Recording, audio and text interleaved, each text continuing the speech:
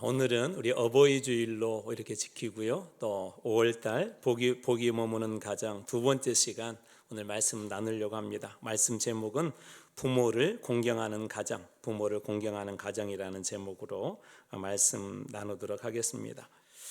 오늘은 부모님의 그 사랑과 수고를 통해서 또 우리를 이렇게 낳아주시고 또 길러주신 또 은혜를 기억하는 날입니다.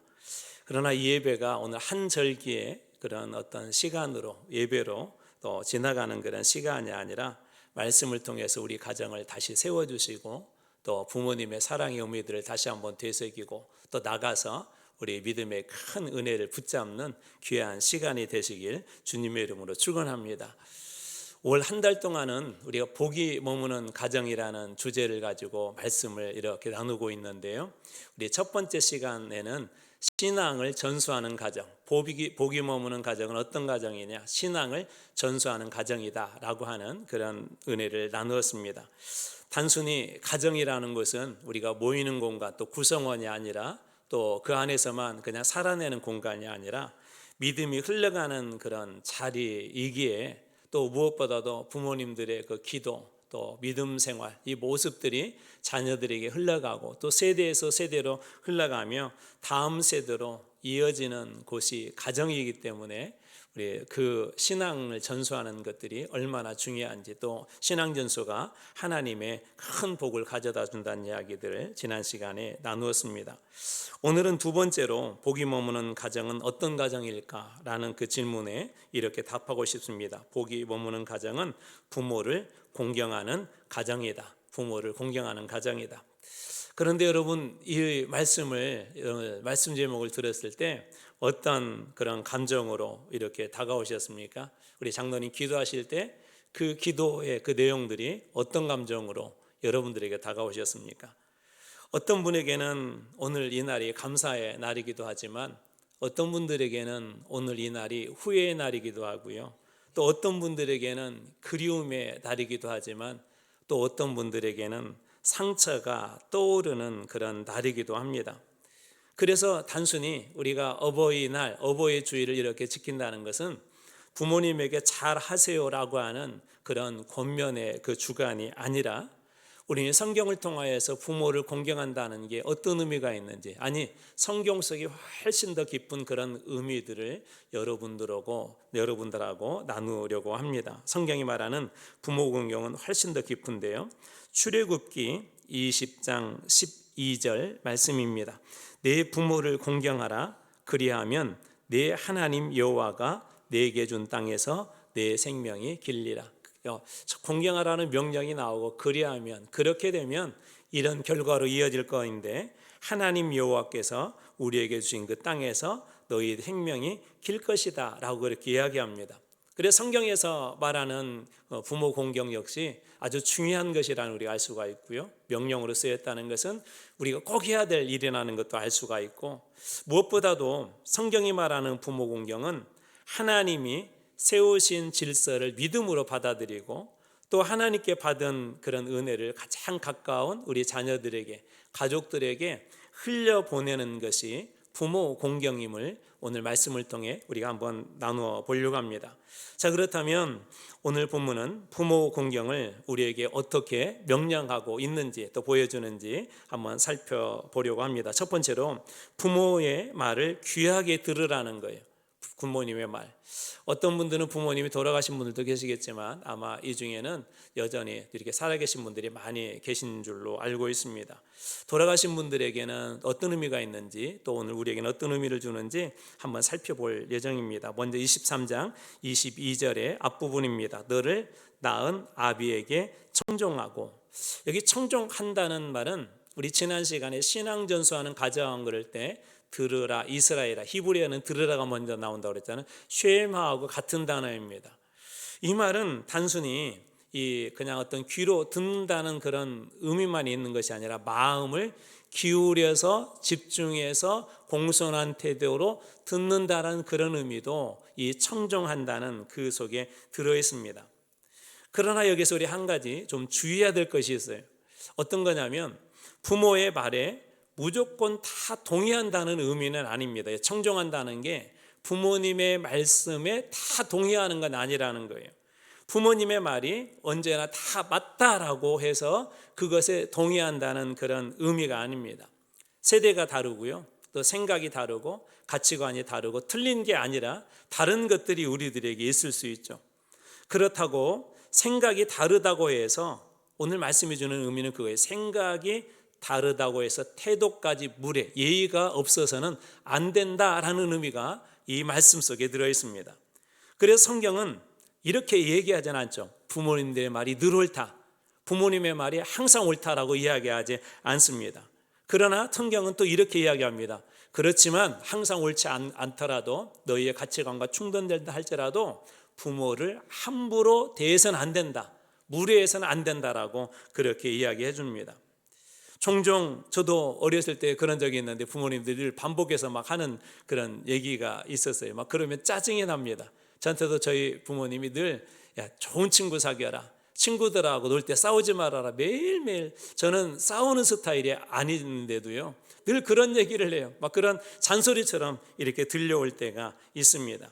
어떤 분은 건강 챙겨라 라고 하는 것이 잔소리처럼 들리기도 하고, 또 어떤 분들은 또 부모님들이 신앙생활 잘하면 예배 잘 드려라, 주일 빠지지 말아라, 그런 이야기가 잔소리처럼 들리기도 하고, 또 어떤 분들은 사람들에게 좀 어려운 일을 당해서 사람 조심해라, 그런 얘기를 늘 하시는 그런 부모님도 계시고, 또 어떤 부모님은 너무 늦게 다니지 말아라, 또 어떤 부모님들은 요즘 젊은 부모님들은 젊은 청년들을 둔 부모님들은 이런 얘기도 자주 하시죠. 밥 먹었냐, 꼭 그렇게 굶지 말고 밥 먹으라고 그렇게 늘 이야기합니다.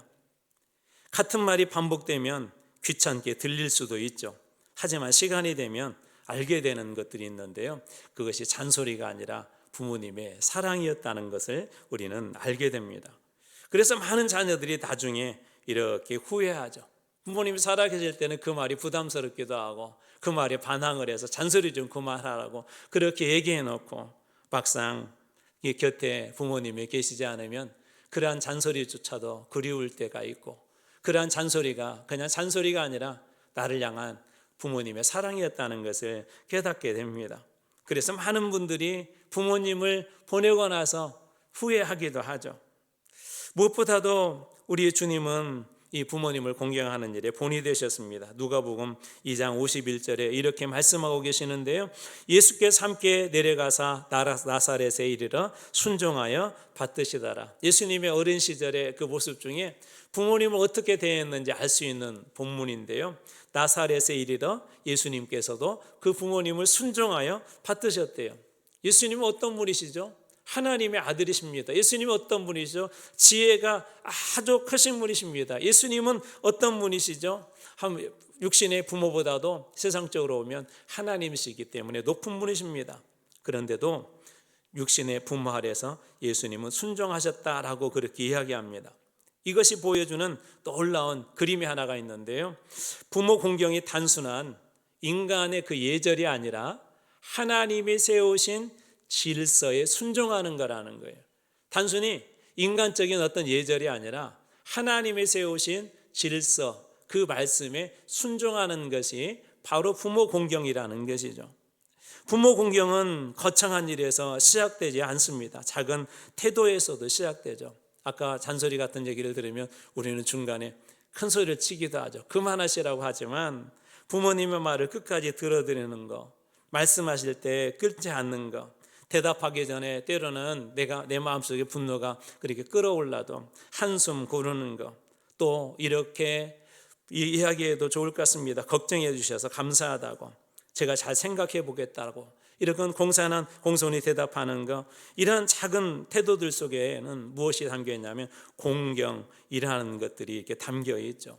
오늘 말씀해 주는 첫 번째 의미는 그거예요. 부모의 생각과 나의 가치관이 다를 수 있지만 그렇다고 해서 그거 부모님을 대하는 태도가 무례해서는 안 된다, 함부로 부모님을 대하지 말아야 한다는 것입니다. 다시 말해서 부모의 말을 귀히 듣는 곳에 공경이 시작되고, 공경이 시작되는 곳에 하나님의 복이 머문다는 것입니다. 오늘 여러분들에게도 그렇게 한번 도전하고 싶습니다. 부모님의 말씀들을 귀히 여러분들이 듣기 시작할 때 하나님의 복이 그 가정 안에, 그 관계 속에 머물게 되는 놀라운 은혜가 있기를 주님의 이름으로 축원합니다. 두 번째로는 부모의 약함을 가볍게 여기지 말라는 거예요. 부모의 약함을 무시하지 말라는 것입니다. 22절 뒷부분입니다. 내 늙은 어미를 경히 여기지 말지니라. 가볍게 여기지 말래요. 다시 다른 말로 바꿔자면 무겁게 여기라는 거예요. 함부로 대하지 말라는 것입니다. 하찮게 여기지 말고 중요하지 않게 여기지 말고 업신 여기지 말라는 의미가 경히 여기지 말라는 그런 의미이죠. 우리는 부모님들이 젊을 때는 그래도 잘 말도 듣고요, 또 존경하기도 하고요. 어떻게 막 이런 걸 하시지? 저는 어렸을 때 저희 아버님이 목수라고 그랬잖아요. 참 장점이 하나가 있었어요. 요즘은 이제 여름으로 가까워지고 있지만 겨울이 되면 시골에서 놀거리가 없으니까 이제 논에 가서 이렇게 썰매를 타기도 하잖아요. 썰매 그 밑에 이렇게 철사줄 하나 다는 것도 저 같은 사람 어린아이에게는 쉽지 않았습니다. 근데 저희 아버지는 그런 것들을 잘 만들어 주셨어요. 썰매가 어느 정도냐면 시속 스피드가 한 1200km 된 것 같아요. 제 느낌에 그 정도로 친구들하고 같이 경주를 하면 최고 이 썰매가 잘 나갔습니다. 그래서 저는 우리 아버지를 세상에서 최고라고 그렇게 생각을 했었죠. 그런데 어느 순간 이렇게 나이를 먹어가면서 부모님의 허점이 보이기 시작합니다. 연약함이 보이기 시작합니다. 연세를 드셔서 어느 순간 걷지를 못합니다. 어느 순간에 누워 계십니다. 그럴 때 마음속에 들어온 한 가지 생각들이 있었습니다. 다행히 부모님을 업신여기지 하지는 않았지만 부모님이 약해져 있을 때에도 예전처럼 걷지 못하고 예전처럼 그런 실력이 없어도 예전처럼 능력이 없어도 예전처럼 또렷한 정신이 없어도 여전히 부모님을 귀하게 여기는 그런 마음이 제 안에 있었으면 좋겠다는 그런 생각이 문득문득 이렇게 올라옵니다. 그럼에도 불구하고 순간순간 어느 순간에 부모님의 그 약함에 대해서 이렇게 낮게 여기는 그런 마음들도 한편에서 올라오려고 합니다. 사실 부모가 늙어간다는 것은 사랑의 순서가 바뀌는 것이죠. 어릴 때는 부모가 우리를 돌보아 주었습니다.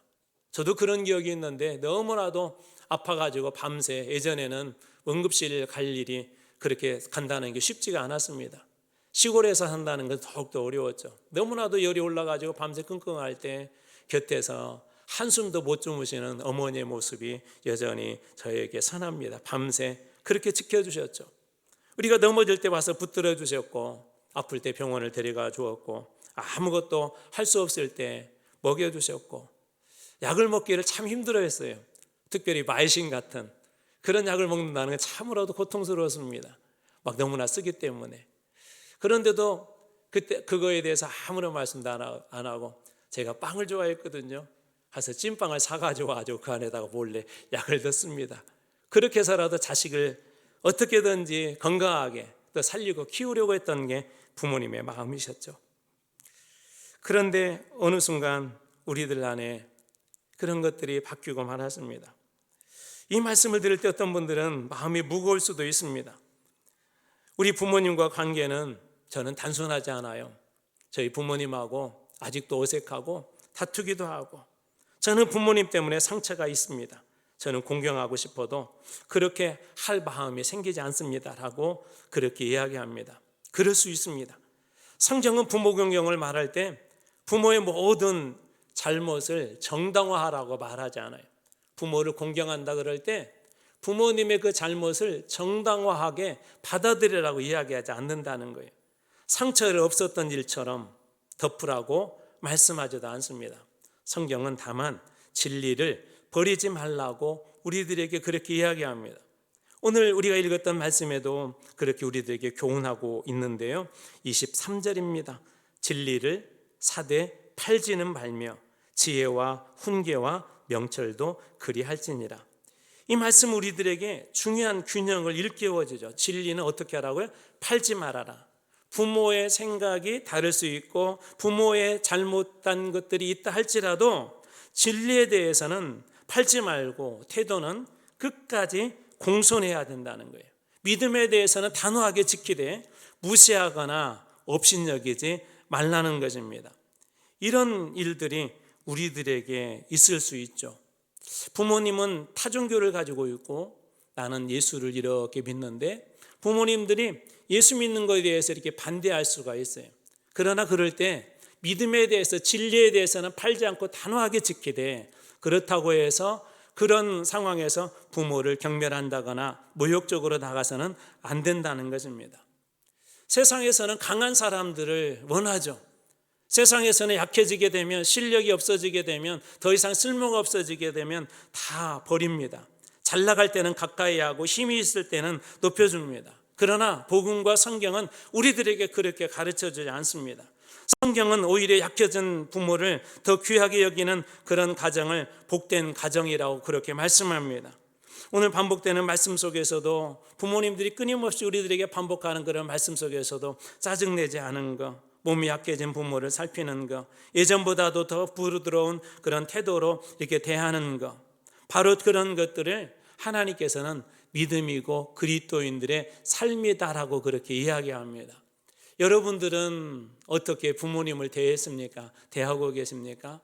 때로는 부모님들이 우리보다 훨씬 더 못할 때가 있어요. 이제는 실력도 안 될 때가 있어요. 이제는 어떤 것들도 대부분이 저희들보다 부족할 때도 있습니다. 그런데 주님은 우리들에게 분명하게 말씀하십니다. 진리는 너희들이 붙잡되 그러나 부모를 경히 여겨서는 안 된다. 함부로 대해서는 안 된다. 하나님께서 세우신 그 질서를 무시하지 말라고 우리들에게 말씀합니다. 이처럼 하나님은 복은 강한 사람만 존중하는 가정이 아니라 약해진 그런 사람을 귀하게 여기는, 여전히 연약하지만 나의 부모님으로 여전히 존경하는 그런 부모님으로 대할 때 하나님께서는 그런 가정 안에 복이 머물 수 있도록 축복해 주신다는 이 은혜가 여러분들에게도 있길 주님의 이름으로 축원합니다. 세 번째로는 진리를 붙들고 바르게 살아가라는 거예요. 오늘 말씀 23절 다시 한번 읽어드리겠습니다. 진리를 사되 팔지는 말아라. 또 24절은 이렇게 되어 있습니다. 의인의 아비는 크게 즐거워한대요. 의인의 아비, 그러니까 그 자녀가 의인으로 사는 그런 부모님은 크게 기뻐한대요. 또 지혜로운 자식을 낳은 자는 그로 말미암아 즐거울 것이니라. 그 자녀가 지혜로운 자식, 의로운 자녀, 지혜로운 그런 자녀면 자녀는 부모님들이 기쁨이 되고 즐거움이 된다라고 그렇게 이야기합니다. 이 말씀은 부모에게 가장 큰 기쁨이 무엇인지를 우리들에게 보여주고 있죠. 부모님들은 이런 기대도 합니다. 우리 아이들에게, 중고등부 아이들에게 너희들 좋은 대학교 가라. 또 대학생 우리 자녀들에게는 너희들 좋은 직장에 취업했으면 좋겠다. 또 이렇게 이제 졸업을 하여서 취업을 하고 또 직장 생활을 하면 좋은 배우자를 만나서 결혼했으면 좋겠다. 그리고 어느 순간에 그런 자리에 올라가면 부모님들은 자랑스러워하죠. 이건 누구나 다 그런 마음이 있는 것 같아요. 그러나 성경은 그보다 더 깊은 기쁨을 말하는데요. 부모에게 가장 큰 그런 기쁨은 자녀의 외적인 성공뿐만 아니라 그 자녀가 하나님 앞에서 의롭게 그리고 지혜롭게 사는 것을 가장 기뻐한다라고 그렇게 이야기합니다. 다시 말해서 부모에게 할 수 있는 가장 큰 효도는 믿음 생활을 잘하는 것이래요. 저도 제 마음속에 저희 자녀들에게 바라는 것은 다른 건 없습니다. 첫 번째가 믿음 생활이에요. 예수 잘 믿는 법. 그래서 새벽마다 자녀들을 위해서도 기도할 때도 이렇게 기도합니다. 하나님, 예수 잘 믿는 축복을 주십시오. 여러분, 돈으로 성공하는 축복도 필요하고요. 또 세상적으로 높은 자리에 오르는 그런 복도 필요하지만 가장 큰 축복은 무엇보다도 예수 잘 믿는 복입니다. 저는 부모로서 그것을 가장 기뻐할 거예요. 아마 믿음 생활하시는 부모님들의 마음도 저와 가장 비슷할 것입니다. 그렇기 때문에 부모에게 가장 큰 효도는 하나님 앞에서 바르게 살아가며 믿음 생활하며 주님을 잘 섬기며 교회 안에서 봉사할 줄 알며 그렇게 살아낼 때 그 우리가 믿음을 올바르게 믿음을 가지고 살아낼 때 그것이 부모에게 하는 가장 큰 효도요, 부모님께 드릴 수 있는 가장 큰 선물입니다. 어느 어머니가 저와 비슷한 고백을 하셨어요. 자녀들이 잘 되었습니다. 높은 자리에 계신 분도 계시고요. 자녀들이 이 명절 때나 또 이렇게 생일 때가 된다거나 이번처럼 어버이날이 이렇게 있으면 좋은 것들도 보내주고 또 많은 것들로 이렇게 주시기도, 옷도 사주기도 하고. 근데 그분의 말씀은 딱 이렇게 이야기를 합니다. 가장 자기는 기쁜 게 그 자녀들이 예수를 떠나지 않고 늘 주일 성수하고 하나님 앞에 예배드리고 또 교회에서 섬길 줄 알고 또 무엇보다도 하나님 앞에 잘 믿음으로 그 가정을 꾸려나가는 그런 모습을 보는 것이 가장 큰 즐거움이었다라고 그렇게 이야기합니다. 여기 계신 우리 부모님들에게도 한번 그렇게 도전합니다. 여러분들에게 즐거움과 기쁨이 자녀들이 예수 안에서 누리는 그런 복을 볼 때 그것이 가장 큰 기쁨이 되기를 주님의 이름으로 축원합니다. 구약에서 이 효에 관한 한 사람을 뽑으라면 빼놓을 수 없는 한 사람이 있죠. 바로 이방 여인, 모압 여인 룻이라고 하는 그 여인입니다. 이 여인은 현실적으로 그의 어머니와 함께 하는 게 사실은 쉽지가 않았어요. 왜 그러냐면 집안은 이미 다 망해버렸죠. 시아버지도 또 자기 남편도 모압 땅에서 다 죽었죠. 아무것도 없는 텅 빈 그런 가정이 이제 나오미가 더 이상 그곳에 혼자 살 수가 없어서 자기 고향 베들레헴으로 돌아가겠다고 하는데 두 며느리들이 처음에는 따라 나서겠다고 해요. 어머니가 간곡하게 이야기합니다. 쉽게 얘기하면 이런 거예요.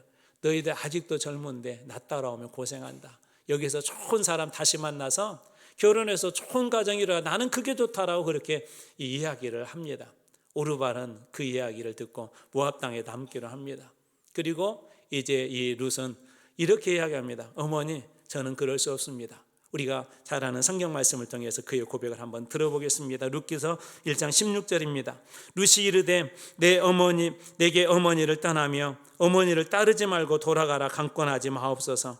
어머니께서 가시는 곳에 나도 가고 어머니께서 머무시는 곳에 나도 머물겠나이다. 어머니의 백성이 나의 백성이 되고 어머니의 하나님이 나의 하나님이 되시리니. 룻의 효도는 단순히 말이 아니라 삶이었습니다. 지금 어떤 상황이죠? 그의 어머니, 시어머니가 돌아가는 길은 실패와 좌절과 더 절망의 길이에요. 고향 땅은 모압 여인 룻에게서는 나오미에게는 고향 땅이지만 이방의 땅입니다. 그곳에서 어떤 대우받을지도 모르고 더군다나 과부 홀로 사는 한 여인이 이 시어머니를 공경해야 하는 그런 책임까지 진다는 것은 큰 어려움이죠. 그런데도 이 이방 여인 룻의 효도는 하나님을 향한 믿음에서 나오는 그런 효도였습니다. 나오미를 그냥 단순히 부모로서 섬긴다는 그런 것이 아니라 나의 어머니의 하나님이 나의 하나님이 되고 어머님이 보이셨던 하나님에 대한 그 믿음 저도 압니다. 저도 어머님께서 하나님 섬기신 것처럼 저도 그 하나님 믿고 하나님께서 주신 그 은혜를 따라 어머니를 섬기겠습니다라고 하는 일종의 믿음의 여정이었던 것이죠. 사랑하는 성도 여러분, 부모를 기쁘게 하는 가장 큰 길, 깊은 길은 하나님 앞에서 믿음으로 바르게 살아가는 것입니다. 여러분에게 주신 믿음의 여정들, 이 축복들을 놓치지 마십시오. 하나님 앞에 매일 만날 수 있는 이 주일 성수하는 이 예배하는 시간, 기도하는 시간을 여러분 빠뜨리지 마십시오. 하나님 앞에 또 무엇보다도 아무도 보는 곳이 없을지라도 보는 사람이 없을지라도 그런 곳에서 정직하게 사십시오. 교회 안에서 주님께서 주신 그 질서를 순종하며 소중하게 여기십시오. 무엇보다도 진리를 팔지 말고 예수를 똑바로 믿으십시오. 예수 믿는 복만큼 예수님께서 우리 안에 그 안을 함께하는 그런 삶만큼 축복받는 그런 삶은 세상에 어떤 것도 없습니다. 우리가 수많은 물질을 가지고 세상적인 성공을 했다 할지라도 우리가 예수님을 알고 그 예수님 안에 있는 복만큼 큰 복은 세상에 없습니다. 저는 이번 어버이 주일이 여러분들에게 첫째로는 부모님과 우리 사이에 주신 그 질서를 다시 회복하고 이제는 옛날처럼 우리 부모님들 존경할 만한 것들이 다 사라졌다 할지라도 여전히 내 안에 있는 주님께 주신 그 믿음으로 말미암아 그분을 공경할 줄 알고 귀하게 대할 줄 알고 또 하나님께 주신 그 은혜를 베풀 줄 아는 이제는 사랑을 나눠줄 줄 아는 그런 자녀가 될 뿐만 아니라 무엇보다도 예수 잘 믿는 그런 하나님의 자녀들 되어서 하나님께서 귀하게 여기시는 이 믿음의 복을 여러분 가정 안에 하나님의 복이 가득가득 머물게 해서 그 복으로 말미암아 하나님의 축복을 누리는 여러분들이 되시길 주님의 이름으로 축원합니다. 이제 마지막으로 이야기를 하고 말씀을 마치도록 하겠습니다. 아까 부모 공경하자 또 효도하자 그럴 때 성경이 이렇게 이야기한다 할 때 마음이 불편하신 분들이 계셨을 것 같아요. 왜냐하면 어떤 상처 때문에, 왜냐하면 내가 만났던 아니 나의 부모님은 공경할 만한 그런 것들이 없어 보일 때, 그래서 어떤 분들이 이 말씀을 들으면서 오히려 마음속에 죄책감이 올라오기도 하고 다시 상처가 올라왔을지 모르겠습니다. 그런데 오늘 이것을 기억하면 좋을 것 같습니다. 여러분, 예수님께서 이 모든 우리의 상처와 아픔까지도, 우리가 미워했던 그런 죄까지도 십자가에서 다 감당하신 것을 믿으시기 바랍니다. 주님께서 우리에게 베푸르신 은혜는 그보다 훨씬 더 큽니다. 하나님의 은혜를 여러분 풍족하게 누리십시오. 그러면 용서가 될 것입니다. 그러면 고백할 수 있게 될 것입니다. 그러면 그 관계가 회복되어질 수 있을 것입니다. 복음 안에서 해결할 수 없는 문제는 하나도 없습니다. 사랑하는 성도 여러분, 여러분에게 부모님은 어떤 분이십니까? 여러분들에게 부모님은 어떤 분이십니까? 여러분들에게 부모님은 어떤 분이십니까? 오늘 말씀처럼 우리가 귀하게 대하고 귀하게 여기고, 우리 예수님께서 십자가에 돌아가시면서까지도 그 어머님을 이게 소중하게 생기고 돌보셨던 것처럼 여러분의 인생 중에 혹시 아직 부모님이 살아계신 분이 계시다면 그 남은 인생을 복된 인생으로 주님께서 오늘 말씀하신 대로 공경하며 살아가는 그런 인생이 되시길 주님의 이름으로 축원합니다. 혹시 부모님께서 먼저 하나님 나라에 가신 분이 계시다면 부모님께서 남겼던 소중한 믿음의 유산들을 다시 한번 품어보십시오. 그것이 작은 씨앗이라 할지라도 여러분들이 품고 또 그 유산 속에 여러분들이 거하게 될 때 하나님께서 부모님이 남겨주신 그 믿음의 유산을 큰 복으로 반드시 채워주실 그런 날이 있게 될 줄로 믿습니다. 마지막으로 우리의 어머니들, 또 우리 아버지 되신 우리 교회 안에 우리 어르신들을 주님의 이름으로 축복합니다. 교회를 위해서 늘 기도해 주시고 함께 해주신 것도 감사드립니다. 오늘 여기 계신 우리 모든 분들 위해 하나님의 축복과 은혜가 함께 하시길 주님의 이름으로 축원합니다. 기도하겠습니다.